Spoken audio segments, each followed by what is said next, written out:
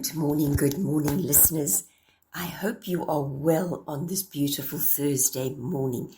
And I hope that so far 2025 is working and going your way.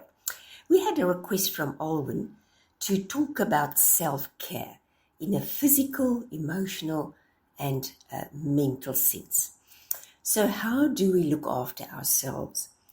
Firstly, I want to say it is about creating balance in your life.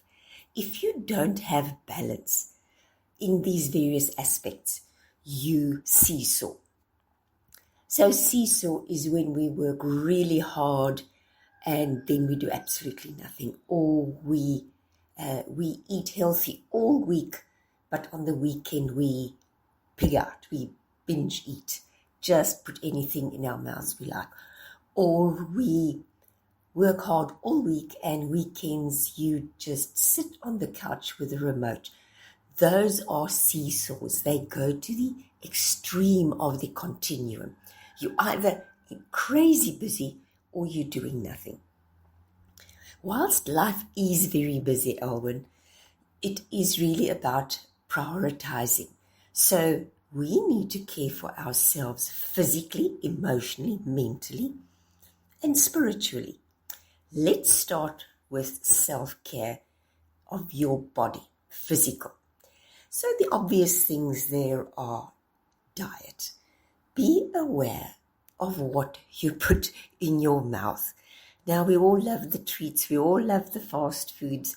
They are scientifically designed to taste good. And of course, when something tastes good, it releases the feel-good hormone.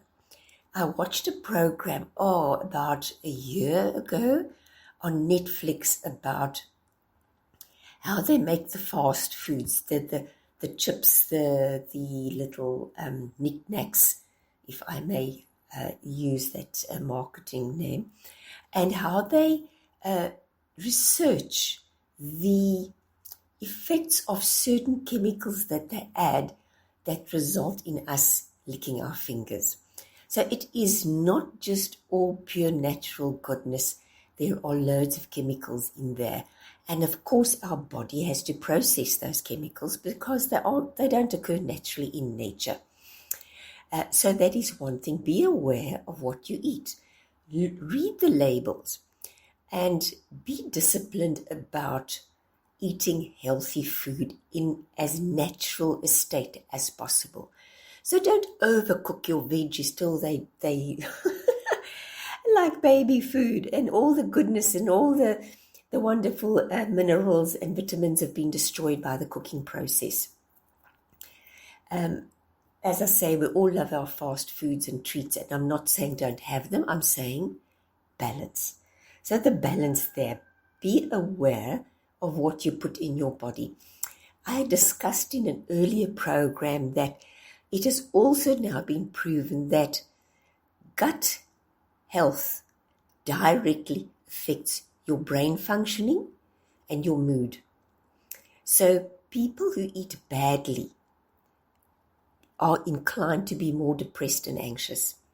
And we see this in our children these days, where they are living on fast foods, on 2-minute noodles and on all sorts of things. Mom tired, she's late, so we get a takeaway or the easiest meal that there is. And we are not doing our children a favor because firstly, they're not getting the nutrition to help them grow and develop as healthy bodies and healthy adults. Secondly, we are from the get-go giving them bad habits. And then lastly, as I say, the other side effects of the chemicals. Our liver has to process a lot of those things as a toxin. So be aware of what you put in your mouth and read the labels and take some time to do your meal preps.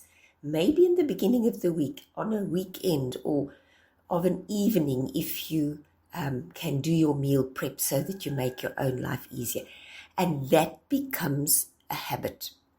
And this is the next thing that is incredibly important with self-care, is habit and discipline. Good habits will serve you for a lifetime. It's the gift that keeps on giving. Bad habits will sabotage you for a lifetime or until such time as you change them. So it takes a bit of self-discipline. It takes a bit of perseverance to acquire a new habit. But once it's established, it becomes like a lot of things we do automatically without even having to think about it. So be aware of what you put in your mouth. Secondly is exercise. So many of us spend a lot of time behind a desk and in front of a screen of some sort. Our bodies are not moving enough to, one, stimulate circulation. So you start seeing problems, particularly in the lower body, poor circulation. If you have feet that get very cold in winter, it's poor circulation. Have it checked by your doctor, but it is very often poor circulation as a result of lack of exercise. Of course, your heart and lungs don't get to work. Your heart doesn't get to pump really hard, and your lungs work really hard to strengthen them. And your muscle tone becomes, you have no muscle definition. When you see people who have literally no shape, there's no muscle definition. It is lack of exercise, lack of physical activity. And again, this has long-term consequences on the quality of life and on our longevity. And it definitely, exercise also, as we know, affects your mood. When you exercise, when I've come in from a run, I may look terrible, but I feel like $1 million because it releases the feel-good hormones. And of course, there are those people who would say, well, who wants to die with a healthy body? No, listeners, the point is, who wants to live with a sick body? So think of it. If you want to live with a sick body, how is it going to affect your quality of life? Not to mention the expense of being ill. Medication and medical care is very expensive. So rather look after your body, make it a habit and enjoy it. Find the activities that you enjoy. In summer, go for a brisk walk. It is really most enjoyable, or join a gym, or whatever it is that you feel. Play a game, one of the games that are so popular nowadays. So eating, watching what you eat, and exercising regularly is your physical self-care. And when you look good, you feel good. When you fit and toned, you feel good. You walk with a different attitude. You're more upright, more erect, and you're not slouching. You are not concertinaing in on your midsection. You hold yourself erect and lift your chest out of your midriff, your midsection. And that in itself gives you a whole air about you of confidence and success. And as we know, those things we communicate to the people around us like a smell. Listeners, you know they say animals can smell it when you're scared, when you're afraid. And it's the same with how you feel and think about yourself. We communicate it to the people around us in so many subtle ways. And they pick it up in ways you don't even begin to understand. But one of the dead giveaways is, of course, your body language and how you carry yourself. The second one is emotionally. Now, how do I care for myself emotionally?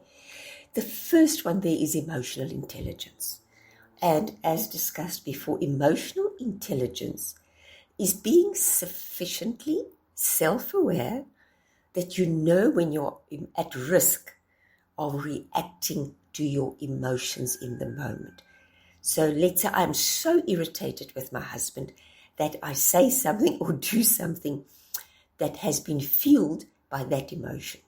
Whether it is shouting, whether it is slamming the door, whether it is hurling a salad bowl at him. The point is that behavior was instigated by an emotion.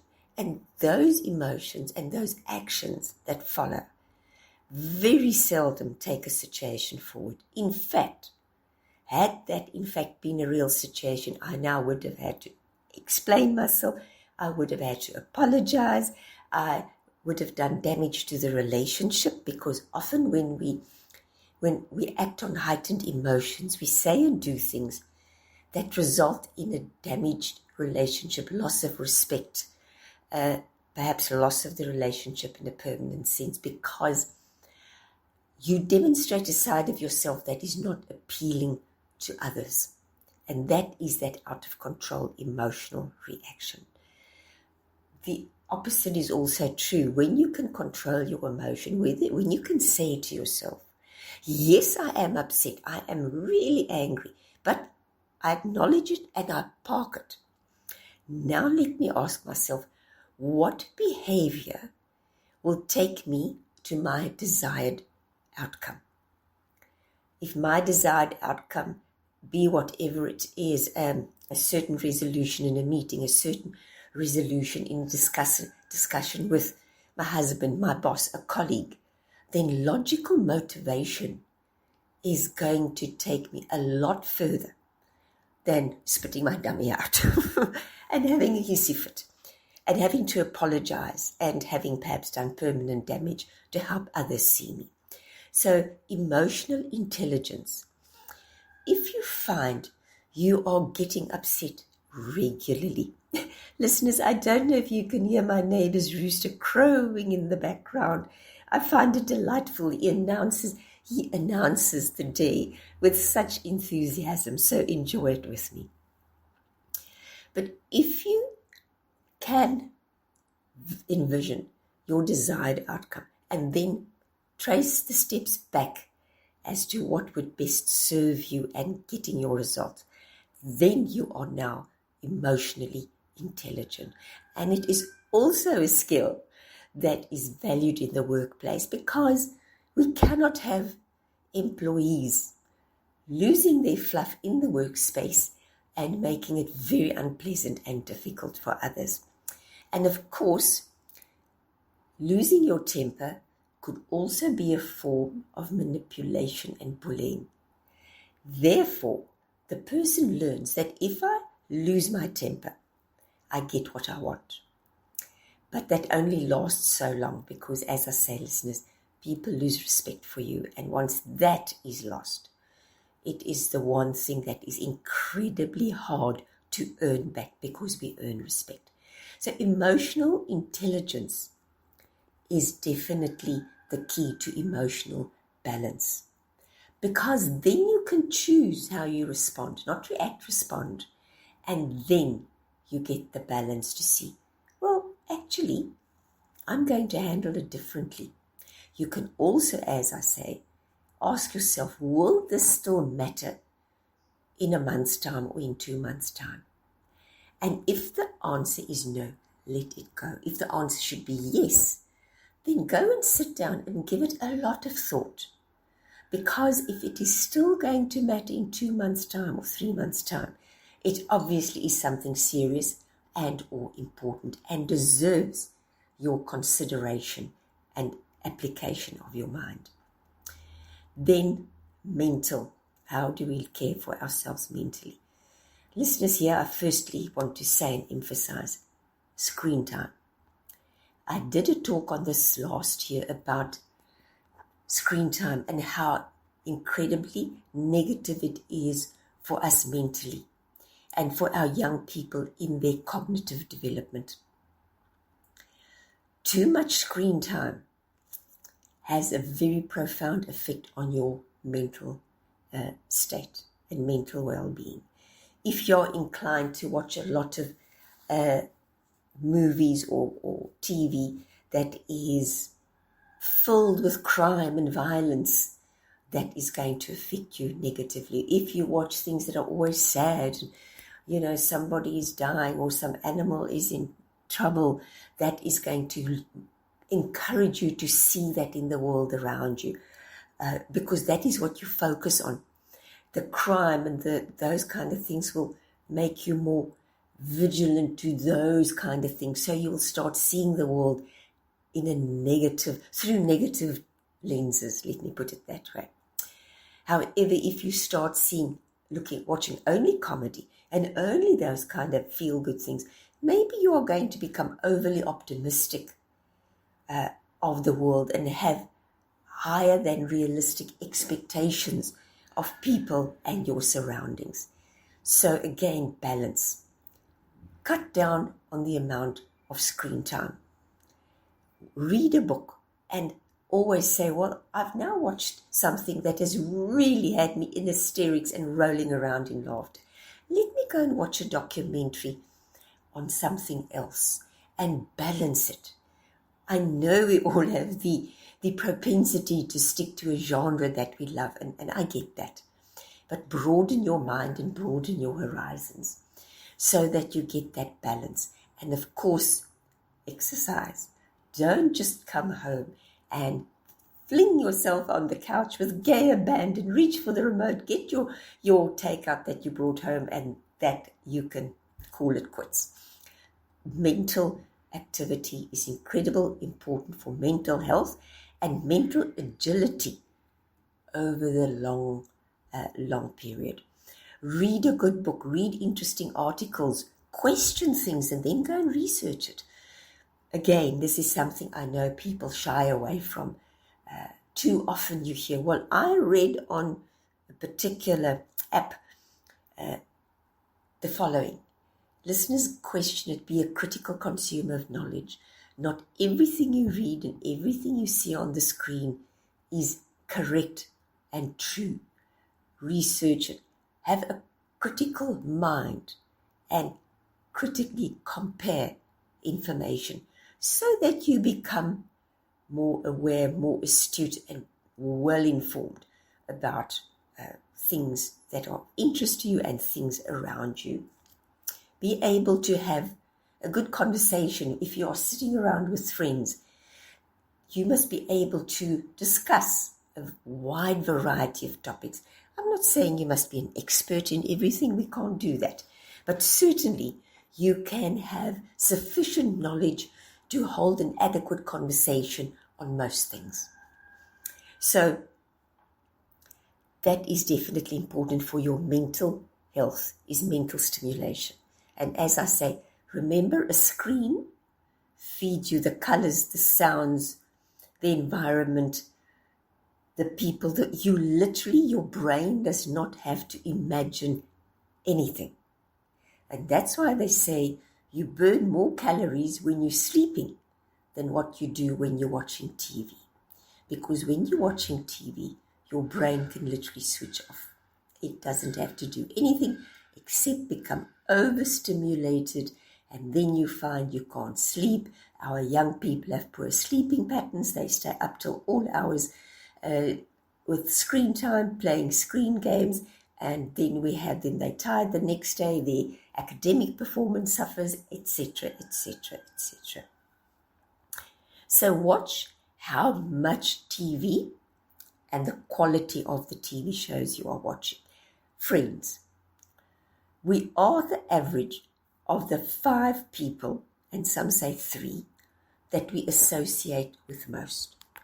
So scrutinize your circle of friends. Scrutinize the people you spend most of your time with. And ask yourself if they are lifting you or leaning on you. If they are putting logs on your fire or whether they are peeing on your fire. And are they stimulating you? Are they forcing you to raise the bar? Or are you kind of cock of the hoop and perhaps in some fashion find yourself or consider yourself superior to them? That's not good, listeners. As good as it feels to think, wow, I'm just a little bit better than they are, a little bit more fitter, a little bit taller, a little bit more informed. Rather mix with people that you feel slightly less than to, and then raise your game with confidence. So I'm not suggesting that you mix with people who make you feel poorly about yourself, not at all. I'm saying associate with people that force you to raise the bar. Okay, so friends. And then lastly, overall, eating, exercise, habits and self-discipline. So look at yourself, do a pie chart, and divide that pie chart, that cake, into slices that represent the percentage of your day, your week, your month that you spend watching TV, shopping, mooching around the malls, at work, exercising, shopping. How much time do I spend in the supermarket being careful and conscious of what I put in my trolley? If you do that, you will get a really good idea. If a big slice of that cake is screen time, it's a red flag. If a big slice of that cake is perhaps too much exercise, it is also a red flag. It can be a process addiction, remember that. So everything in balance, and then you will start seeing the quality of your life changing. And when the quality of your life changes, obviously everything in your life becomes brighter and more enjoyable. And really, if you just start with changing one thing and then building on it and seeing how that one thing, that one piece of success inspires you to do the next thing and the next, it becomes a new way of life, a new way of making sense of your world, and everything becomes better. The quality of your life will improve and will continue to improve, because, listeners, nothing breeds success like success. So it's a good way. It's a new beginning of 2025. It's still in its nascent, and you can certainly start right away with making those changes to your life, doing a pie chart, getting a visual representation of where you spend your time, and then making the changes that you know will work for you, because it is not a one-size-fits-all. So I hope, Alwyn, that helped. I hope that gave you some insights. Feel free, if you want more specifics, to contact me. But listeners, I wish you a wonderful day, a Thursday, my favorite day. It's the nearest to Friday and the furthest from Monday. So always a good day. And yes, as always, I am on Spotify and YouTube. Catch us there. Please like and share. And I look forward to receiving your requests about things and issues that you find interesting, amusing, or perhaps troubling. Have a great end of week and a great weekend. The radio station you can't live without. This is your radio. This is South Coast Radio.